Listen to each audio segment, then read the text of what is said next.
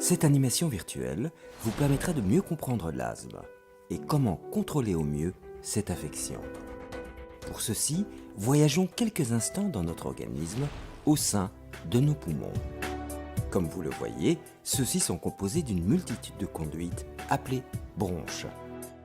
C'est dans ces conduites que l'oxygène voyage pour aboutir dans ces petits sacs que vous observez à présent appelés alvéoles. Tandis que ces alvéoles s'ouvrent et se contractent en permanence, l'oxygène respiré va, partant de ces alvéoles, se diffuser dans le sang et nourrir l'ensemble de notre organisme. À présent, pour mieux comprendre l'asthme, observons à nouveau notre bronche.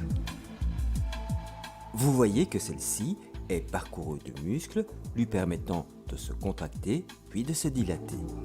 Or, en cas d'asthme, ces muscles vont soudain se contracter excessivement. Sous l'effet de cette contraction excessive, l'air qui devrait circuler dans notre bronche est à présent bloqué. On parle alors de bronchoconstriction, ce qui explique la difficulté à respirer que ressentent les personnes atteintes d'asthme. Mais observez aussi la paroi de notre bronche. Celle-ci semble manifestement enflammée. En effet, en cas d'asthme, des cellules pareilles à celles-ci entretiennent une inflammation permanente dans la paroi de nos bronches. Et même si nous ne ressentons rien, elles peuvent à tout moment favoriser une nouvelle crise, comme la bronchoconstriction que nous avons déjà vue. Heureusement, vous pouvez agir sur ceci. D'une part, en prenant un traitement permettant de dilater à nouveau vos bronches.